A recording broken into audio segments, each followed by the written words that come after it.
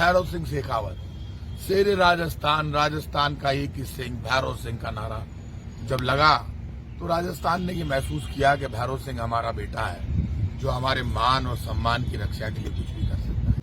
आज उनकी पुण्यतिथि है। मुझे तो दुख इस बात का है तो भैरव सिंह जी के छोटे भाई ठाकुर लक्ष्मण सिंह जी मेरे साथ खड़े, मेरे फादर हैं। ना तो इनको किसी ने आमंत्रित किया, ना आमंत्रित हम चाहते, ना इस बात की मैं परवाह करता।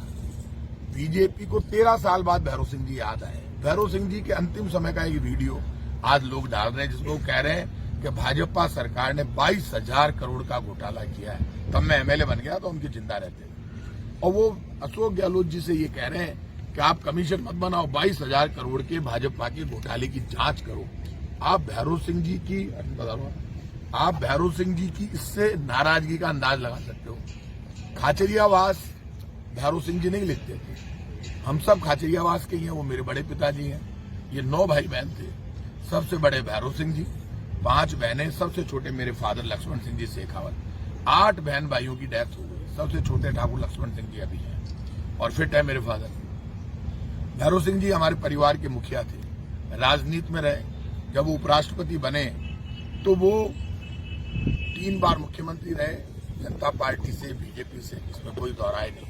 लेकिन भैरव सिंह जी के अंतिम दिनों में जिन लोगों ने कभी साथ नहीं दिया, आज वो नाटक कर रहे हैं भैरव सिंह जी के भक्त होने का और जन्म शताब्दी इसलिए मनाना चाहते हैं। खाचरियावास इसलिए गए कि प्रताप सिंह खाचरियावास खड़ा हुआ है सामने। तो ये जो जिस समाधि स्थल पर हम खड़े हैं उसके लिए मैं आज आपसे कह रहा हूँ, पूरी तैयारी हो गई थी चांदपुर शमशान घाट में जाने की और तय हो गया था कि चांदपुर शमशान घाट में दाह संस्कार करना है। ये आज के जो उनके बीजेपी के विधायक है नरपत सिंह जी राजवी मेरे से हॉट टॉक्स कर रहे हैं, क्यों लेट कर रहे हो, चांदपुर में कर देते हैं। मैं खुद भैरव सिंह जी के मामले में अशोक गहलोत जी से मिलने गया, वहाँ डॉक्टर सीपी जोशी जी भी थे, विधानसभा अध्यक्ष, और मैंने जाकर कहा कि भैरव सिंह जी राजस्थान की शान है, पूर्व मुख्यमंत्री हैं, उपराष्ट्रपति रहे, आपको उनके लिए जमीन देनी चाहिए समाधि स्थल के लिए। उन्होंने ये मान रखा गहलोत साहब ने उस वक्त कि उनका भतीजा कांग्रेस से विधायक बन गया था भैरव सिंह जी का, उन्होंने ये समाधि स्थल अशोक गहलोत जी ने उस वक्त पूरा दिया। ये कांग्रेस सरकार ने पूरा इसको डेवलप किया। देखो कितना सुंदर, जयपुर में पहली बार। यदि बीजेपी की सरकार होती तो ये समाधि स्थल भी नहीं बनता। बीजेपी वाले तो उनसे लड़ रहे थे। आज बीजेपी किस मुंह से खाचरियावास में घुसी है, और जिस खाचरियावास में घुसी है वो गोपीनाथ जी की धरती है। गोपीनाथ जी हमारे ठिकाने के मालिक है। ये सुन ले, बीजेपी का अंत हो जाएगा। समाधि यहाँ पर दाह संस्कार हुआ है भैरव सिंह जी का। यदि आपकी आत्मा इतनी सच्ची थी, आज मैंने अखबार में पढ़ा, इतना राजनीति से प्रभावित नहीं होना चाहिए, इतना पापी भी नहीं बनना चाहिए किसी को। उसमें लिखा हुआ है 11 बजे आज भैरव सिंह जी को श्रद्धांजलि वहां अर्पित करेंगे। तो यहाँ कोई फूल नहीं चढ़ाएगा? तो जहाँ दाह संस्कार हुआ वहां बीजेपी वाले नेता यहाँ तो आते सुबह, अब वो आएंगे पक्का, क्योंकि मैं यहाँ आ गया हूँ। मैंने जब ज्यादा बोला भैरव सिंह जी के पक्ष में, तब उन्होंने फोटो लगाई बीजेपी कार्यालय में। मैंने कहा ये अपने बाप के सगे नहीं है बीजेपी वाले, भैरव सिंह जी इनके बाप है, उन्होंने बीजेपी पूरे राजस्थान में बनाई। लेकिन आज की बीजेपी भैरव सिंह जी की बीजेपी नहीं है।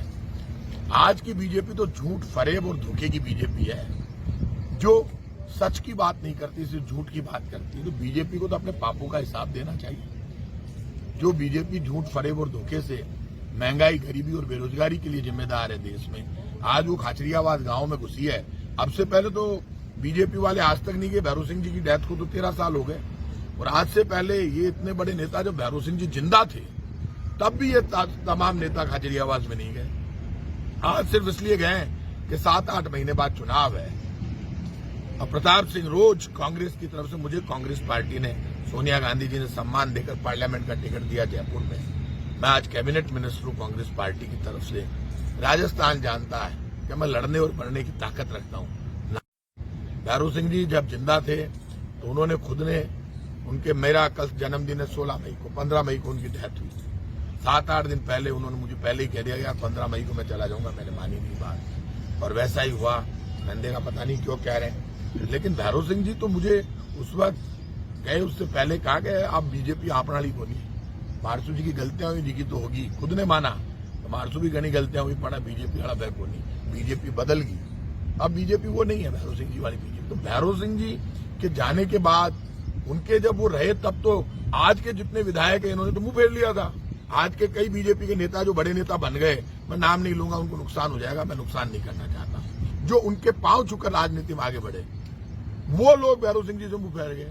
मुझे तो भैरव सिंह जी ने कुछ नहीं दिया, ये भी मैं खुल के कह रहा हूं। मैं उनके साथ बहुत रहा, उनके साथ जब उनकी सरकार जा रही थी, आज करो मेरी आदत है, जब सरकारें जाती है मैं लड़ता हूं। मैं राष्ट्रीय यूनिवर्सिटी का प्रेसिडेंट था, उन्होंने मुझे बुलाया, वो बीमारी से आए थे वापस, मैं खुद उतरा उनके लिए मैदान में, और राष्ट्रीय यूनिवर्सिटी का प्रेसिडेंट रहते हुए आज जो इनके विपक्ष के नेता, इनको ये सब बात पता है कि मैंने तब क्या किया था, कहाँ गया था, क्या क्या माथाफोड़ी की थी। तब मैं बच्चा था, तब भी मैं सरकार बचाने के लिए बाहर निकला, और आज भी मैं कह रहा हूं भैरव सिंह जी का सम्मान पूरा राजस्थान करता है। लेकिन बीजेपी भैरव सिंह जी के अंतिम दिनों में उनका बीजेपी ने अपमान किया था, उनकी आत्मा दुखी थी, बहुत परेशान थे, तब उन्होंने 22,000 करोड़ के घोटाले के आरोप भाजपा सरकार पर लगाए थे।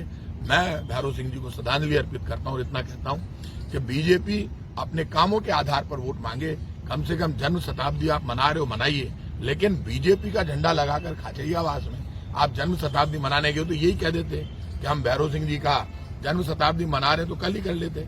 आज उनकी पुण्यतिथि उसी दिन आप जाकर मतलब सिर्फ बीजेपी का घोषित करना चाहते हो। भैरव सिंह जी राजस्थान की धरोहर है, देश की धरोहर है। अकेले बीजेपी का नाम इसलिए लेना, बीजेपी को लेने का हक नहीं है, क्योंकि अंतिम समय में बीजेपी के खिलाफ बोल कर गए और बहुत नाराज होकर बड़े दुखी मन से गए।